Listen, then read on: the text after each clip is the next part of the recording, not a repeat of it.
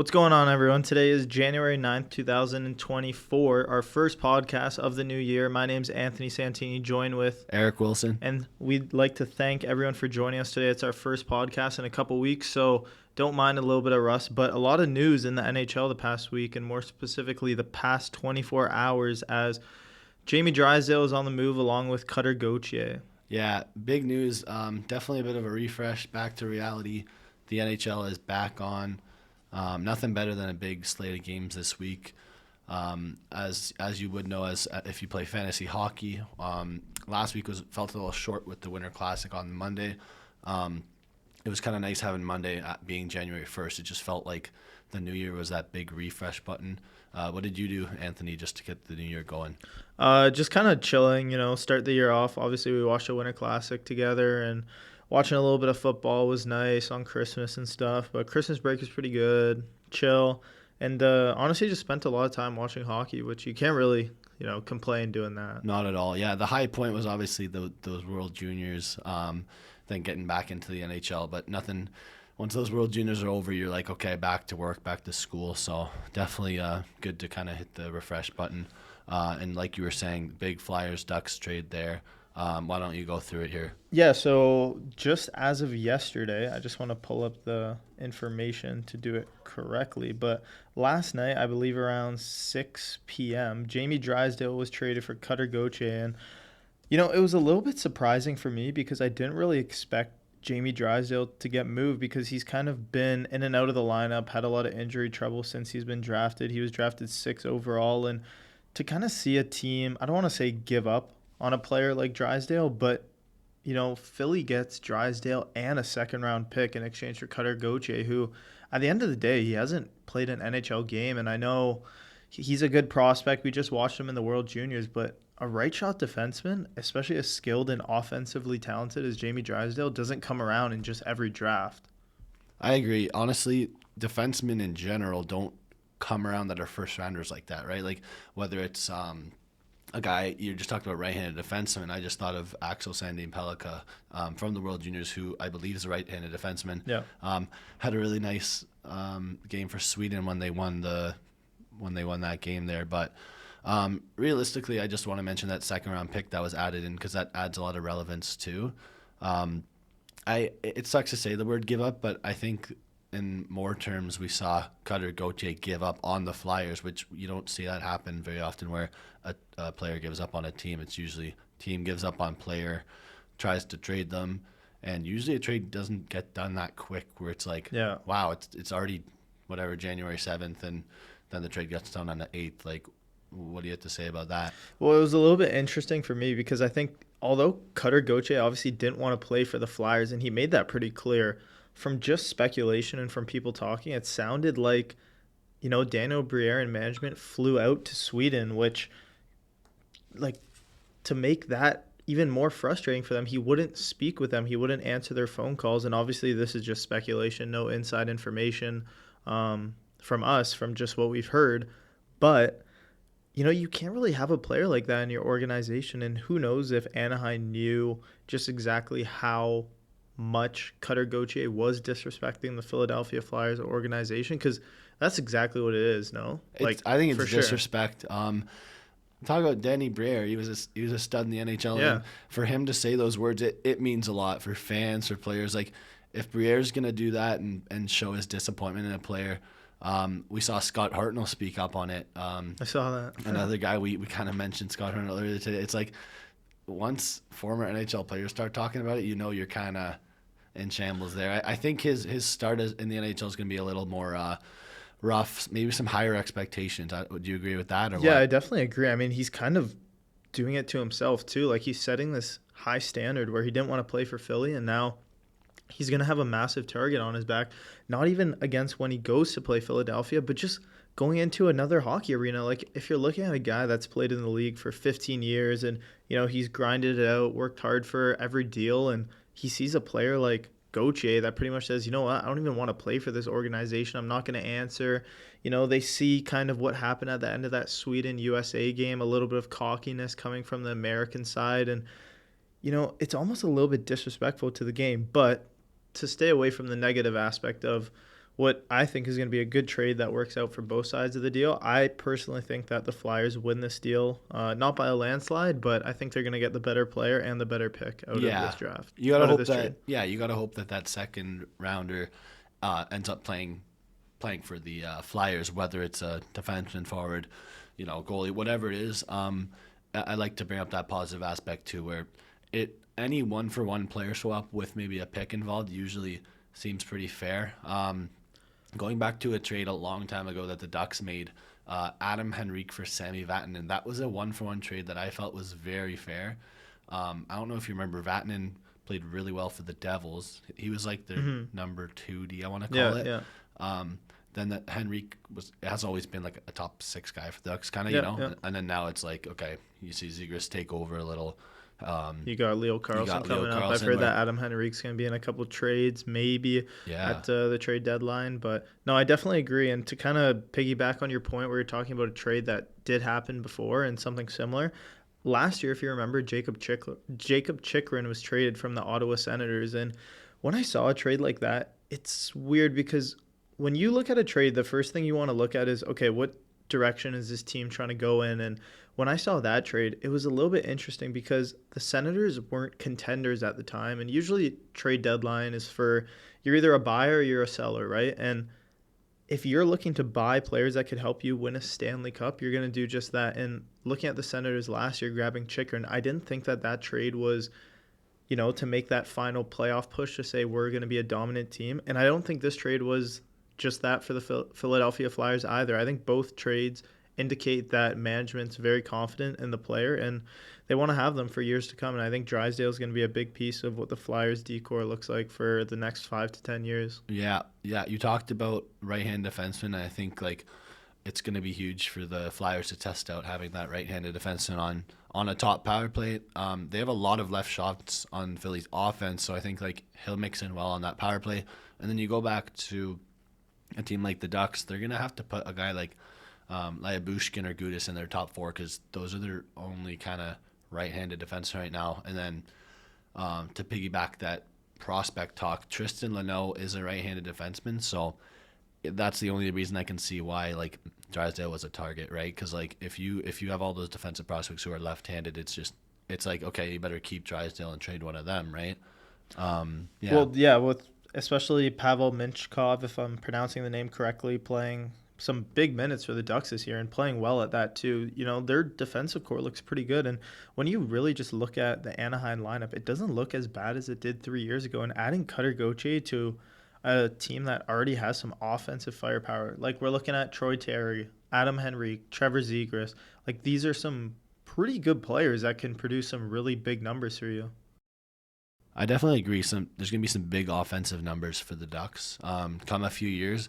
Definitely a lot of U.S. born guys. That just kind of makes me think, especially since Terry was so big for the U.S. in those World Juniors, which led to Zegras, which led to Gauthier. Pretty interesting just for the Ducks. There's a lot of guys we don't know their future, especially a guy like John Gibson to transition into goalies. Do you think Gibson could be traded? Well, I think Gibson could be traded, but I think they're just asking for too much for him right now, and respectfully so. I think he's a great goalie and a great hockey player, but he's not playing like that. If you're not happy in Anaheim, you really need to elevate your game. Like when you look at a player like William Nylander, who we're going to touch at, I'm not the biggest Willie fan, but at the end of the day, he kind of quote unquote held out to signing an extension this summer, and it's paid off for him because he's having a phenomenal season. He's a top 5 player in points, and if John Gibson wants a contract, wants to get traded, wants whatever to show that he's a legit goalie in the NHL, he really needs to step up his game. And to shift to a very positive side, it looks like the Winnipeg Jets have now snuck into the first place spot in all of the NHL with an outstanding record and one of the best goalies in the NHL right now. Like, what do you think about that? Because you're looking at a team like the Jets who really weren't in the Stanley Cup hunt last year. I know they had a playoff spot, but they weren't really a team that you saw as a threat coming into this season. It's great to see. It's awesome to see because it was very easy to just count them out when they had such a similar team to last year. They've made some small splashes that have had big impacts, I want to say. And like you can mention Iafallo, you can mention a lot of newer guys who haven't been there long, but at the end of the day, that core is the same core, right? And like you see how things can just change in a year's time, where we saw like things almost boiled over. We saw like Scheifele wasn't maybe the happiest at the end of last year. Hellebuck was in a weird spot where we thought he maybe could have gotten traded. And then now you see like a whole team with two good goalies. I know you've got Hellebuck and Boissois in fantasy, so you're probably really happy about that. Yeah. What else can we say is so positive about these Jets? Well, that's the thing exactly right there. And to kind of break it down, starting from the goalies, you have Hellebuck, who's having a Vezina caliber season, and then you have Boissois, who's a backup goaltender, already has a Stanley Cup under his belt last year, winning with the Vegas Golden Knights, who hasn't really played a lot of games. He plays almost every 5 games, but he's been outstanding every game. Like, they've notched, I believe it's 29 games straight now with under 3 or under goals allowed, which is absolutely phenomenal. If you're able to put your team in a position where you could win 4-3 or even tie it up 3-3 and go into overtime, you're going to win games. And they're 26-9-4, 6-game winning streak, and that team's really firing from all cylinders. You have that fourth line of Dominic Toninato, Morgan Barron, and I believe it's Fialbi. I don't know how to pronounce his Falaby name.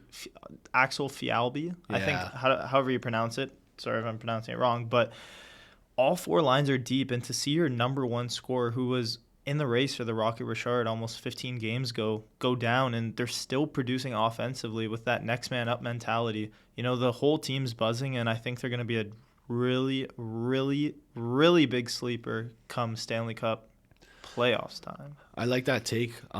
You were bang on with the 29 games, because I'm seeing some stats from Sportsnet right here so since November 4th, they've had a goals against of 2, which is ridiculous. That's their goals against average. That's crazy. Their expected goals against is 2.69, which shows their goalies are playing above par. Slot shots against 12 total, which is pretty nuts. And then chances against 20.4, tied 5th in the NHL. So it's pretty crazy to see. Again, only bright things for the Jets right now. I guess when we focus more on this forward core here, you see guys like Nick Ehlers, Kyle Connor. We can't look too far into the future for these Jets, but when you look into like contracts, we were talking about William Nylander and how he just got paid $11.5 million. Do you see any problems arising in the next few years when you look at studs like Kyle Connor and Nick Ehlers getting paid? So to kind of go off that topic of, Kyle Connor and Ehlers when they got paid, I just want to kind of turn to Pierre-Luc Dubois and the decision that Kevin Sheldayov made last summer, trading away Dubois. And everyone thought that the Jets were going to be in a position where they were going to rebuild and, trade Hellebuck, trade Scheifele, and it was a weird spot because the Jets didn't know. We just lost in the playoffs. It's been a couple years. Our team is very confident. Our coach is confident. Rick Bowness has been amazing, but they just really haven't got it done. So kudos to him for kind of establishing that this team is not ready to rebuild just yet. We're going with our guys. You re-sign Hellebuck and Scheifele to identical contracts, and you say, all right, let's go. And to kind of touch on your point, when you have a player like Kyle Connor that's only making 7.1 and Ehlers, who's making $6 million playing on that first line, and I think he's almost point per game, I believe. It makes for a great, amazing story. And to note, one last stat for this Winnipeg Jets team: the Jets in December were 6-0-1. So not only were they getting it, or 6-0-1 at home. So not only were they getting it done on the road, but even at home, they're just an amazing team. Yeah, no, that's pretty huge. I honestly wasn't thinking the Dubois route there, but that was probably their biggest move, obviously, in the last 8 months, call it. I guess in light of that cap space situation, if you had Dubois on that team making 7 plus, you might not have had much flexibility in the future for Connor and Ehlers, right? Yeah, and exactly. When you don't have flexibility down the road, that's the biggest problem. And moving on to our next topic of William Nylander and kind of the problem of his contract that could arise in the future.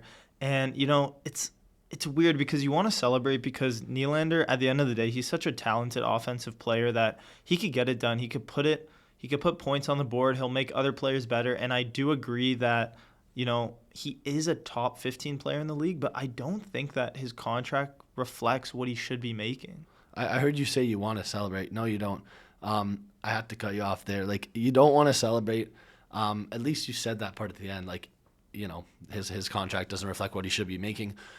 People just, it's all recency bias. He's hot. But like at the end of the day, the last 100 games don't matter for this contract. The last 200 games don't matter for this contract, right? Look at next season. Look at the season after. There's so many question marks with the Leafs, but I have to bring that negativity aspect onto the team because at the end of the day, I look at the veterans. I look at the guys who make a big impact for that team, not just on the ice, but off the ice as well. And you're going to have John Tavares on that team for the next 3+ years, I'm going to say. I think his contract's expiring, actually, next year. It is? Okay, Yeah. well, my opinion would be John Tavares is your captain, and if you go far this season, you're going to have to keep John Tavares. I don't think there's going to be a question there. If the Leafs make it past that second round this year, why wouldn't you bring back John Tavares? That'd be a big mistake. And so I just think with that forward core, like you had an insane opportunity to trade William Nylander, and I'm extremely disappointed in the Leafs for not making one of the biggest trades in Leafs history, call it. I don't know if you have anything to say about what they could have gotten for Nylander. Like, what do you think? Honestly, I don't think that the boatload of return that you would have got for Nylander is as much as you think. Like, sure, he's a great player, but he is on an expiring deal where you would have to pay him. And I don't think the Leafs were really in a position where, it's not a perfect world where, okay, Nylander wants a lot of money, you trade him away, and you get exactly what you need. And what do you need? If you're the Leafs, you need a really good goaltender, you need a right shot defenseman, and maybe like a fourth line guy that can score 15 for you, because I don't think Bertuzzi's really been working out, even playing on that second line. And I don't think that return always comes back. It's a little bit disappointing that they did pay Nylander so much, and they obviously adjusted the AAV considering the past 37 games that he's played and the start to the season that he's had, which is so amazing. But I just can't agree. I'm happy that the Leafs didn't move Nylander, but I'm sure, other teams would have been interested, and maybe they just absolutely shut that down, because I know Nylander wanted to stay, and True Living wanted to have him as well. Well, okay, I do want to just at least allow us to explore the topic of trades for a minute. I know Sure. because it's not going to happen, we can at least talk about, you mentioned right-handed defenseman. I think defenseman in general is what you needed. We have a guy like Klingberg who is right-handed who's no longer going to play for the Leafs the rest of the year, it looks like. Even if you brought in a guy like Damon Severson along with another stud or a first-round pick, like, do you not think that, like, that would be more beneficial for the Leafs? Or are you seriously, like, in that position where do you think it would have to be, like, a massive win for them? I think it would have to be a massive win, because you are getting a franchise player in William Nylander, and he's a first-line player on almost any team in the NHL, and I think the return would just be massive. Like, it would have to be multiple first-round picks. Well, what about a trade with Linus Ullmark? What do you have to say about that? I mean, that would be another avenue that the Leafs could look at, because there's always been a question of never having a Vezina-caliber goaltender in the recent years, and it's almost a swap that would make the most sense. It's just, I don't think that the Bruins were in a position to make a trade for Nylander after seeing what happened with Bertuzzi last year, where you kind of make a trade, think he's going to help, and then ends up leaving you, and you're kind of just left with rocks and pebbles. So I am happy that they didn't trade him. I'm a little bit disappointed that Nylander took such a massive contract, but it's almost becoming a trend in the NHL right now where you have to pay your players, and if they are loyal to your organization, you have to pay them accordingly. Yes, and to build on that, I think it's almost like you have to pay them based on their recent performance, which the last 100 games he's played, he's performed incredible. I'm not going to doubt that, but it doesn't seem valid. I think this is going to go down as a huge mistake in Leafs history. I'm not going to mention too many names, but Linus Ullmark, Carter Hart. Like, I think there was a lot of goalies out there you could have grabbed. I think there's a lot of defensemen and a lot of forwards that can replace Nylander. So I think there's just too many people that are in the goaltender market to make a trade right now, and even though it might have been the best decision to make a trade, get a goaltender back, I just don't think that Tree Living was ready to let a player that the fans love so much walk away, right? Especially if it was in the offseason or a trade. Leafs fans really do love Willie, and looking at what happened with Gaudreau, what happened with Huberdeau, I think Tree Living was just ready to lock up his franchise player, and he did that with Matthews this year, and he did it with William Nylander. Yeah, and maybe I do have to ask you, will your stance change on that if the Leafs are eliminated in the first round? Oh, I think my stance would change on that, even if the Leafs are eliminated in the second round. I think that you have some of the highest paid players in the league. You need to start winning playoff rounds. And we talked about it for like 5-6 years now of just the Leafs can't get it done. Their players get paid the most. Like, what are they really doing? It doesn't make a lot of sense that you pay such high caliber players to just come out and get 100 points in the regular season when you have players like Jack Eichel who really aren't breaking the bank for your team. They get paid, but they come out and they consistently perform in the playoffs. So if the Leafs don't win a cup in the next 3-4 years, I'd say this contract is disappointing. But, there is room for Nylander to really accelerate in his play, and I'm just hoping for that. Good point. Honestly, yeah, it's good to end positive and say, like, at the end of the day, he's playing great. Leafs are playing great. I actually would hope that they win the Atlantic Division. I don't know what – I think Florida's the only team that's really going to challenge them for that. Yeah, it doesn't look like Tampa's going to be – Tampa really looked like – yeah. Not struggle, but, they lost to the Bruins that big game on last Saturday. Like, a game like that matters, right? It just feels that Tampa, when they were so good and they did go on that playoff run, their team was so deep, and that's what made them so good, and they're just not – as deep as they used to be. And there's been injuries. Vasi was hurt to start. He hasn't been playing well. Sergachev's hurt right now.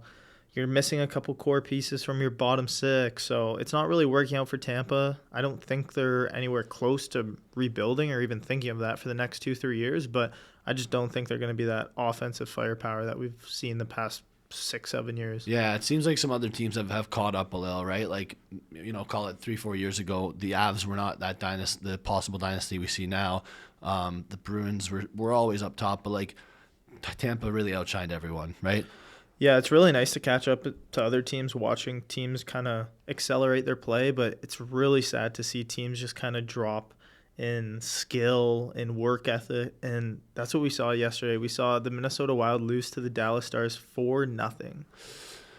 Sad, really sad. I was disappointed watching the highlights. I won't lie, I didn't really watch the game, but when you're missing Kaprizov and Zuccarello, it's just that team looks terrible. They're letting Fleury hang to dry. It's I don't really know what to say. I think they're more disappointing than the Ottawa Senators are, I think. I think that's a tall tale I think that's a little bit of an exaggeration, because I think the Senators were really supposed to be one of the best Canadian teams coming from that division, I think. And although the Leafs were good, coming out of the league, because you kind of have the Leafs, you have the Oilers, and then you had what I thought would be the Senators. I think it's a little bit of an over-exaggeration, because Ottawa was most definitely supposed to be a part of that playoff push. No, they weren't. Playoff push or playoffs? Don't say playoff push. What do you mean playoff push? Get your mic on again and counter. Keep talking, but tell me what you mean by playoff push, because shouldn't almost everyone make a playoff push? Yeah, like, I'm not saying that they were supposed to be a playoff push. Like, in the last 20 games, you're kind of in the wild card. You have a spot in the division. You're leading the division. Like, they weren't supposed to be that team that just wins their division out of nowhere. Like, they were always going to be in and around the playoffs, but at the end of the day, their main goal and expectation was to make the playoffs, and they're nowhere near that. They're closer to Macklin Celebrini than Lord Stanley. So hey, you're chirping. I like it. But honestly, I'll tell you this. The Minnesota Wild were expected to be a top 3 team in their division, and the Senators were not supposed to be a top 3 team in their division. I think the expectations for Minnesota were higher than they were last year. I think that they haven't really made many moves other than getting rid of Kalen Addison, but why don't we talk about how Philip Gustafsson was supposed to be a stud with Fleury as the backup, and now we're seeing him on the IR. I can see what you're saying, but I think for Minnesota, there's a bit of just unluckiness with injuries. I just think their spot in the standings is definitely more disappointing than the Ottawa Senators. Maybe that's a hot take, but I'm glad we have a little skeptical talk there. Yeah, I don't think it's a hot take at all. I mean, Philip Gustafsson played so well last year and played great for them in the playoffs, so it was almost an expectation that he'd come out the gate flying this year, but playing 22 games, he only won 10 of them, and it's a little bit disappointing, obviously, to see Marc-Andre Fleury kind of take a big role for this team, considering he was one of the best backup goalies in the NHL, you could say. Like, at the beginning of the season, he was never supposed to be the clear-cut starter, but fortunately for him, he is playing well, and although they did lose last night, he didn't really look terrible. But Just the one goal, honestly. yeah, That that one 4-0 goal, goal, I and think. he was pissed at himself. But like they didn't look great. They got Zach Bogosian back there, so what can you really say, right? Bogo for Norris, I guess. But yeah, I guess we'll transition out of that negative aspect from the Wild. Talk about how the Caps are in a really good spot right now. What do you think about that? Well, the Capitals are in an amazing spot. And it looks like that's a team that just, they don't have a player that could score 40 plus goals. And with Ovechkin's weak start to the season, it was kind of surprising that he's kind of played a pretty good role for this team that's above average. And without his scoring capabilities, you've kind of seen a different game plan from him. Like we were watching that other game where he got an assist on. It was Pacioretty to Ovi in front, didn't shoot it, sent it over to Dylan Strome. And it was kind of one of those plays where 2 years ago, you would never see Ovechkin do that. In the past 5 years, we've seen his game evolve a lot. That's one of the biggest reasons why they did win the Stanley Cup because, he brought that defensive aspect to the team. And kind of just looking at this team as a whole, they're 4 lines deep with good defensemen, and their goalies really haven't been that good, but they're keeping them in it. Yeah, I mean, you know what? There's been a lot of goalie injuries this year, and you're seeing some guys step in. I hope Lindgren returns eventually. You're seeing some goal injuries, which obviously it's disappointing, but you're seeing some good play from some guys like Tom Wilson. Even John Carlson's playing, average. He's not playing great, but you just gotta hope Ovi kind of keeps getting points. You don't gotta worry that much about goals. I know that it's obviously going to be a historical moment if the goal record is broken, but for them, if they can make the playoffs, then guess what? He'll score more goals, right? Because Exactly. they'll be in the playoffs. So I think you just got to work towards team success. And if Ovi's being a leader, if guys like Wilson are still contributing, Strome, like a team game is always going to beat individuals. So at the end of the day. Yeah, I definitely agree. When you have players that weren't supposed to reach that pedigree, really play well in a massive role for your team. And when we talk about Dylan Strome, he was drafted 3rd overall in the 2015 draft. I believe that was the Connor McDavid draft. And he made his way to Arizona, didn't work out. Chicago didn't work out. And now playing in Washington, he was kind of close to point per game last year, 65 points in 81 games. He played a little bit of a bigger role. And this year, playing on that first line, Dylan Strome's just been outstanding. And not one of those players that could drop 100 points very easily, but just a talented hockey player that gets it done and works hard. So Yeah, no, 100% agree. That does kind of, I guess, to wrap things up, that would be a really interesting thing to see Dylan Strome on the Blackhawks still. I just thought of that, like, how would that look if he was playing right now with a guy like Connor Bedard, right? Like, I don't know if he would play left wing. I don't know if he'd end up being on Bedard's line, but that probably would benefit a guy like Connor Bedard. Right now, we don't really see much help. One thing I did see today was that Rem Pitlick was called up to the Blackhawks. I saw that. He really wanted to play back in the NHL, and he'll be on the first line, which is, great. Give a guy a shot who has the heart, has the passion for the game. I saw that. Well, without further ado, we will wrap up our podcast. Week 10 is complete, and to end it off, we're going to do a little bit of Eric's predictions. And starting off this year, we're hoping for another 7 for 7 because you did get it one time last year. So let's hope for a good percentage here. That's what I'll ask for here. So that's all you need. So I'm going to give you some really tough ones. So starting us off, Wednesday, January 10th, we have the Vegas Golden Knights at the Colorado Avalanche. You know what? I think the Avs take that. They looked great yesterday against the Bruins. I'll go Avs. Sweet. Speaking of the Bruins, we're going to go Bruins visiting the Vegas Golden Knights on Thursday. Let's go Vegas. Talking about Philadelphia Flyers, we're going to go Friday. The Philadelphia Flyers visit Minnesota Wild. And can it be Jamie Drysdale's first game? Let's go Philly. Philly? All right. The very struggling San Jose Sharks are going to go into Ottawa looking for a win. What do we think about that one on Saturday? I know it seems like a must-win for both teams, but no, like Ottawa needs that. Let's go Ottawa. And a little bit of a rematch on Sunday of when we were younger watching the Rangers play the Capitals. Capitals are going to go into New York and play them on Sunday. Always a good game. I used to love watching them play when I was growing up. Oh, yeah. Honestly, Panarin's been too good this year. I got to go with New York as well. For sure. On the Monday, the very last day of our pick, hoping we could go look back on this and hope for that beautiful 7 for 7. Yeah. Tough game here. New Jersey Devils at the Boston Bruins. Oh, that's not a tough game. The Devils are taking that all day long. I know it's a bit of an underdog there, but Hughes probably won't be back, but that's okay. I think the Devils take that one. All right, sweet.